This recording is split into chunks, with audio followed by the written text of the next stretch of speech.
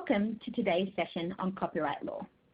Copyright law can be a complex and expensive area to navigate, especially in today's right-click, save and share digital world. The rise of smartphones and mobile tablets, along with growing social media networks, give consumers and businesses the freedom to capture, share and source images at the touch of a button.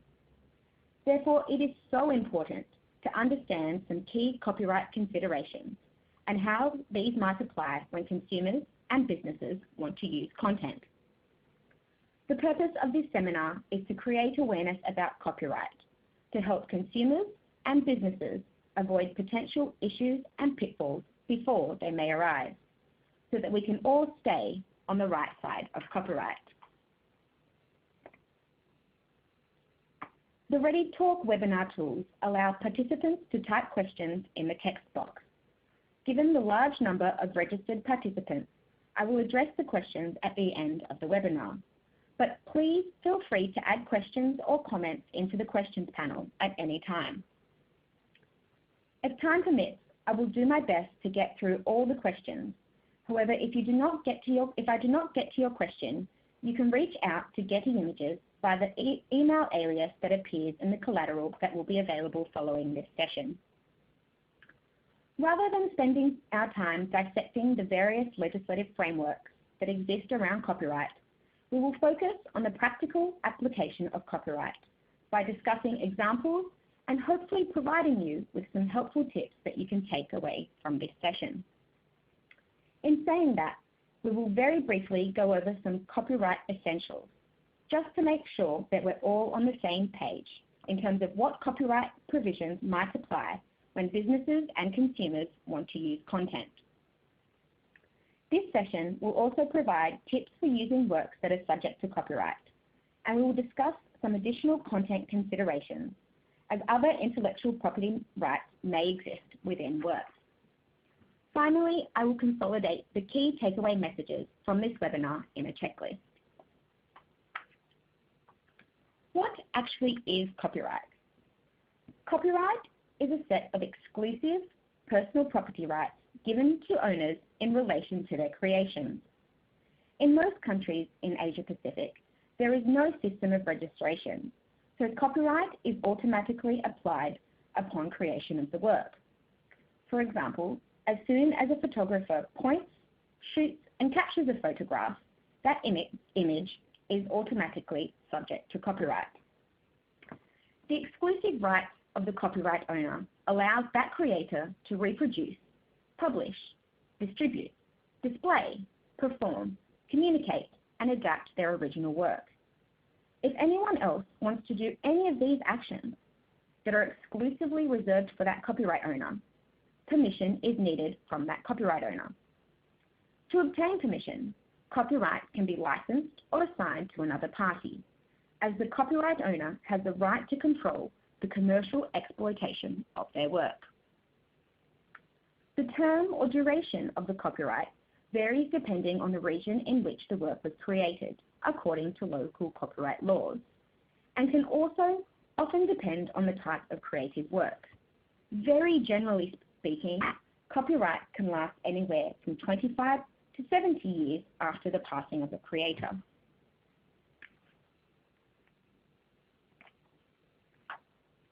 I always put this on a separate slide in red and in bold, as this is most likely one of the most important things that I will say in this session. If anyone wants to use a work that is subject to copyright, or do any of the actions that are exclusively reserved to that copyright owner, you must have permission from the creator, typically in the form of a license. There are very few exceptions to this rule. However, those exceptions are very narrow and limited in their application. For example, a work can be reproduced without permission in the course of legal advice. It is important to keep in mind that these exceptions certainly would not apply to any advertorial or promotional campaigns or marketing collateral or even personal use on a blog.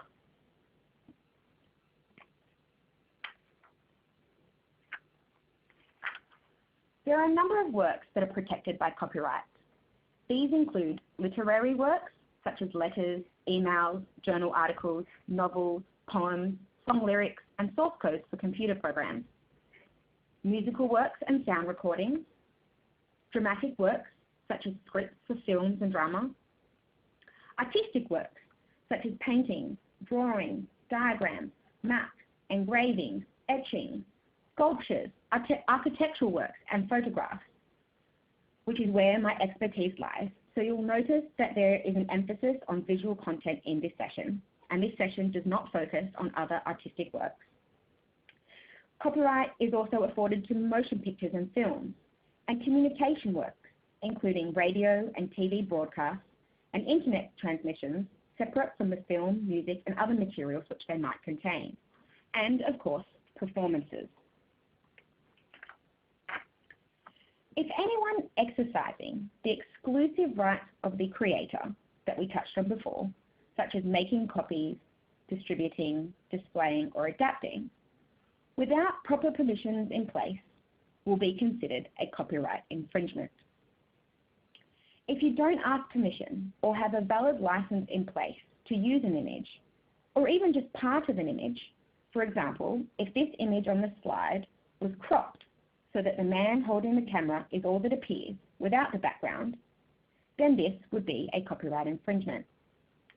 In the digital world that we live in, it is very easy to right-click and save an image. So it's very important to keep in mind that if we want to reproduce an image that we plan to save, we will need prior permission from the copyright owner. A copyright infringement can also occur if content is used beyond the scope of a license. For example, if you have secured a license to use an image for 1 year on your company's website, but 2 years later, the image still appears on that website, or you decide to use the image on platforms other than the website, this will be unauthorized and once again a copyright infringement.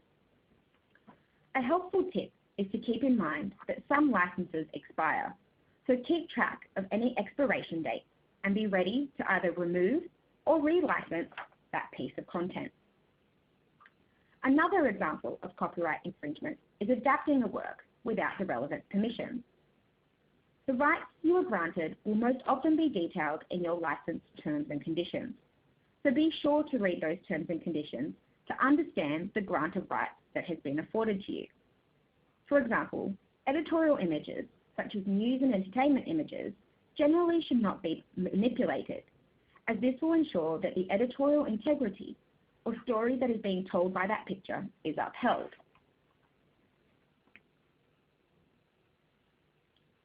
So why do we really need to worry about copyright?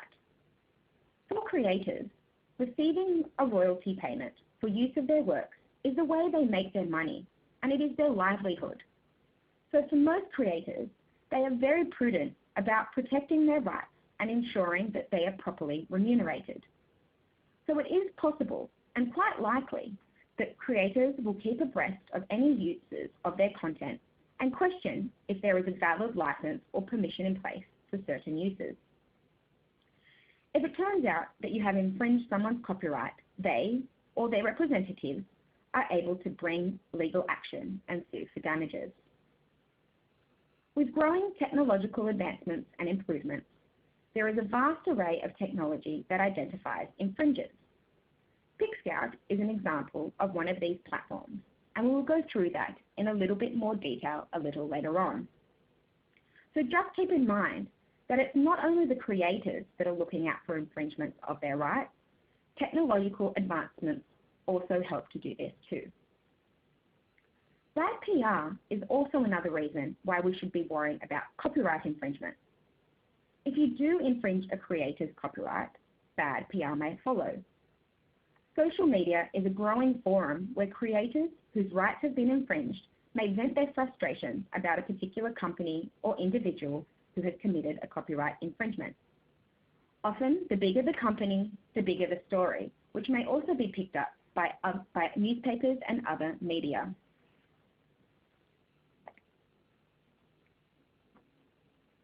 There are a number of misconceptions surrounding copyright, and we will go through some of these myths so that we can be adequately informed when making decisions about using works that are subject to copyright. It may be surprising, but all points on this slide are copyright myths. Copyright laws generally apply to materials on the internet in the same way that it applies to other platforms. Many websites have specific copyright statements that relate to the content that appears on their site, that tells you what you can and cannot do with the content that appears. If content is on the internet, it doesn't necessarily mean that it's in the public domain, and therefore permission must still be sought.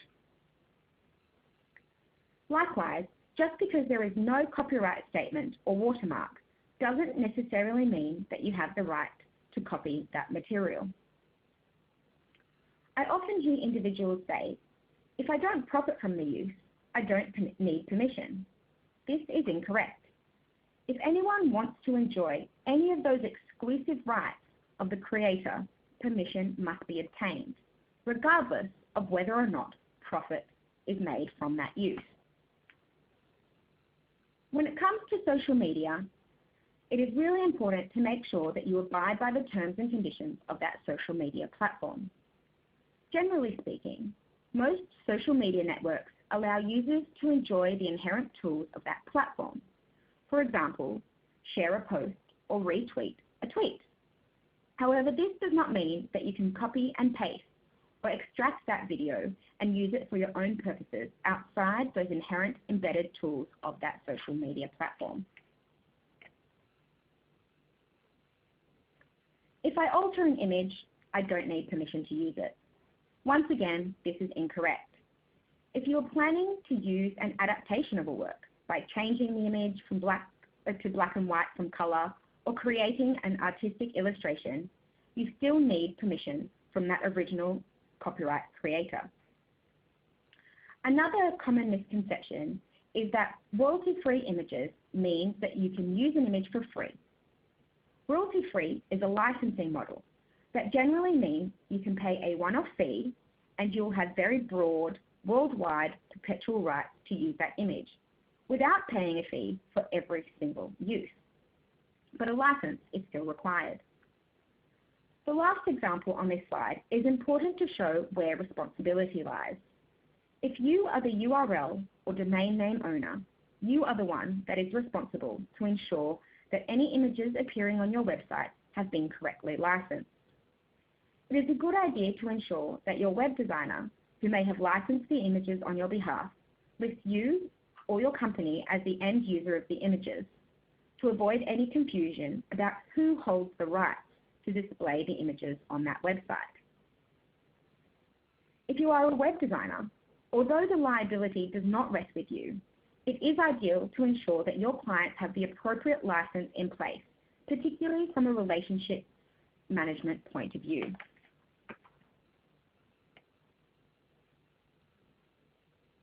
If you are not sure who is the creator of an image, there are many free online tools and apps, such as PicScout or reverse image search, that will help you find whether an image is available to license, and where and how you can secure relevant permissions. One of the most common problems that we come across is that of small businesses failing to seek assurances from creative agencies or third-party designers that a valid license has been secured. So make sure that when permissions have been sought, you keep copies of those licenses and calendarize or track any expiration dates. We often hear business owners say that they were not aware that they were required to renew their license or replace the image once it has expired. So make sure that we're keeping track of the rights that are granted to us. It is also very important to know the terms and conditions of your license, as there are many different types of license models, such as royalty-free, with that traditional broad grant of rights, to rights-managed models, where the grant of rights is very specific. Many licenses often have very specific restrictions that we need to take note of as well, such as no use in a logo, or no pornographic or defamatory use. So make sure that you have read the relevant T&Cs and ask questions if you are unsure of the meaning of a certain term or how this affects you. One of the best tips I can give when wanting to use content is if you don't know where an image originated from or who owns its copyright, it is best to seek an alternative image so that you can contact the copyright owner to obtain permission to avoid committing a copyright infringement. Lastly, it is important to think about other intellectual property rights that may exist in an image, or whether or not you need permission from property owners or people appearing in images for your use. We'll go into this in a little bit more detail in later slides. This slide shows an example of how you can find a copyright owner. The launch tool on the PicScout website is quick, easy, and a free way to identify creators and where you can license that content from. One of the benefits is that you do not need to download any software or save the program on a desktop. Given this is a web-based tool, you can access the URL at any time. All you need to do is click on the launch tool, upload the image that you want to know more about, and the tool will populate the results for you.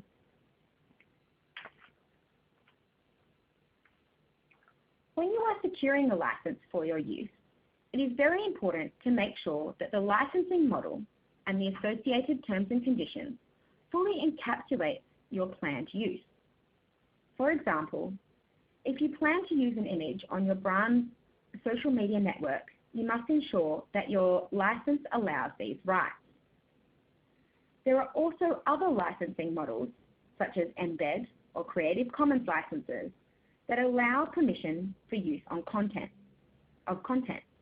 Likewise, it is very important to read those terms and conditions of those licenses, as many of these free licensing models allow for personal editorial use only, such as a blog, and require an attribution or credit line afforded to the copyright owner. In addition, many of these free licensing models do not provide any warranties or indemnities. So depending on your needs, you may need to look to alternative image sources that do provide relevant warranties and indemnity. Many free image libraries or platforms and some licensing models do not allow for commercial uses. Therefore, if you plan to use content to promote a product, service or brand, or in native advertising, or in any use where there is a suggestion of endorsement or sponsorship, you will need to ensure that your license provides for these specific rights. Otherwise, your use may be a copyright infringement. So make sure your proposed use is covered by those license terms. Often, content that is subject to copyright contains other elements that are also subject to copyright or other intellectual property laws. If you are using content for commercial purposes, you may need to think about obtaining additional releases. Let's take the image on the slide as an example. If this image were to be used for a commercial purpose, so that is to promote a brand, product or service, or in content marketing or native advertising, you would need to think about a few things. You would need to think about whether or not you need to obtain permission from any people that may be recognizable within the image. And of course, this is aside from the permission that you would have already obtained from the photographer of the image, given the copyright considerations that we've previously addressed. You may also need to think about whether or not you need any permission for any artists of the artworks that appear within the image. Or also, you might need to think about whether or not you need any permission from the art gallery, particularly if an admission fee is paid to enter the gallery.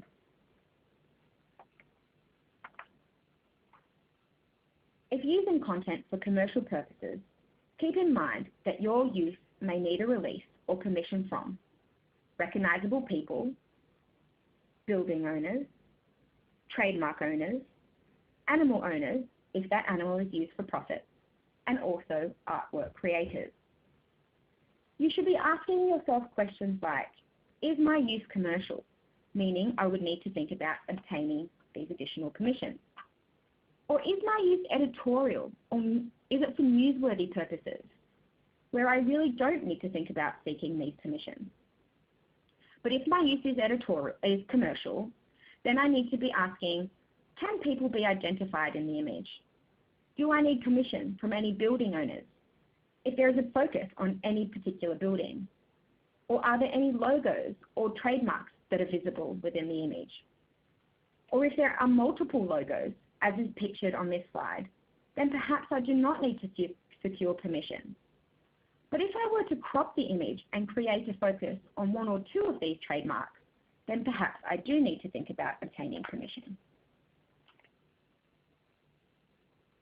It is not just celebrities that are recognizable. Each image on this slide contains a person or people that are recognizable. There are many things that may make someone recognizable, and you should think about whether or not your use is commercial and whether or not you would need to seek a release or permission from the people appearing in that image. Features that may make a person identifiable include hairstyles, as can be seen on the middle image, any unique scars or birthmarks or other unique features, their surroundings or costumes or uniforms, as you can see in the far right picture. Any crowds or groups of people may make somebody identifiable. And also tattoos. Tattoos can also make somebody identifiable, even if you cannot see the face of the person who has that tattoo. Additionally, a tattoo itself may also be subject to copyright of that tattoo artist. After all, that is an artistic creation.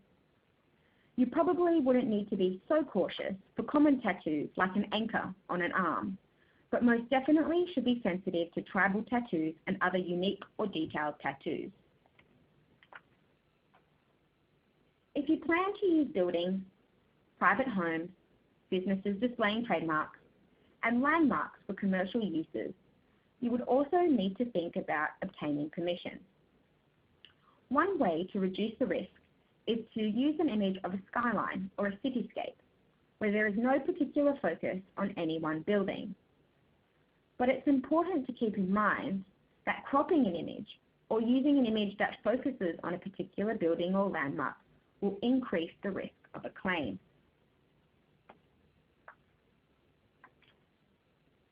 If an image contains an animal that is used for profit, for example, animals in a circus or within a zoo, you would also need to think about obtaining a release from the animal owner if your planned use has a commercial purpose.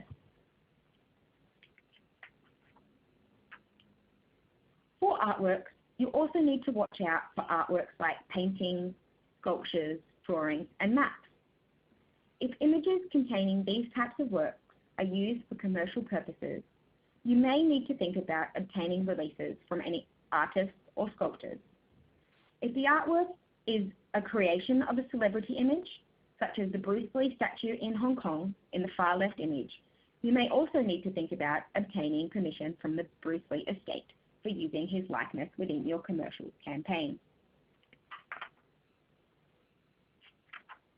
One of the most useful and practical tips I can give when licensing an image from a photo library is to make sure that you check the release information on the asset detail page. This will tell you if the image does or does not come with a release. If the image does not have a release and your use is commercial, you should think about whether or not your use is commercial and whether or not you should think about obtaining additional releases. Something to keep in mind is that editorial images most always come with no release. So you should keep in mind that there is no release from any celebrities that might appear. It's the creative images, such as royalty-free and rights-managed images, that can cause a little bit more confusion, because many of these images are released and also many of these images are not released. This checklist will help you safeguard against potential legal action. You need to ask yourself, do I have permission from the copyright owner?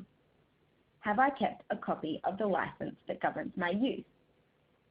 Have I thought about releases for my use if necessary, if my use is commercial? And have I thought about how I get these releases? Do I have a relationship with the talent or property that might appear within the image? For example, you might be a sponsor, or your company might be a sponsor of a particular athlete. And in those circumstances, you will have a relationship with the talent or the sports person that might appear. Alternatively, many photo agencies, including Getty Images, can assist in obtaining clearance or permission. There's also many resources available for you. You can refer to your local intellectual property officers. You can also look to content providers such as Getty Images, who have free publications such as newsletters, FAQs about copyright, and also online free tools such as PicScout and the PicScout app, reverse image search, and TinEye. This is just an example of Getty Images' free publication that is available to the public to help create a culture of awareness about the importance of copyright and respecting the rights of creators. It is available if you search Getty Images stories and trends. That's it for the content of the webinar, but I can see that there have been a number of questions that have come through, so I'll read some of those out in case they weren't broadcast at all, and we can go through those. So Keith Van S asks, if I buy a photo for certain projects, can I use it for another project and another client? This is a really great question, and something to keep in mind is that only the licensee has the rights. So if you purchase an image as a purchaser on behalf of your end customer client, who is the licensee, only that customer and licensee has the rights. You can't then go and use that same image for other customers because it's only one licensee per license. But of course, if you have other customers that would like to use the same image, you can secure a license on behalf of that customer also. Okay, I have another question from Samantha Go, who asks, which party is held responsible for keeping track of your rights? Is it the agency or is it the client? Ultimately, wherever that content appears, whoever owns that platform, they are the ones that are responsible. So if it's on a website, it is the URL or domain owner. Or if it's a printed publication, whoever owns that publication, they are the one who is responsible to make sure that they have a valid license for that use. But from an agency perspective, when you're creating works on behalf of your customers, from that customer relationship point of view, it is great to be able to go to your customer and reproduce the terms and conditions and a copy of the license so that they can keep track of their use rights. There's also a question from Bennett Leon, who asks, can you define the difference between commercial and editorial use? That's a really great question, and sometimes the area can be quite grey, for example, native advertising. Essentially, an editorial use is anything that is a newsworthy or public interest purpose. Anything outside of that is a commercial use.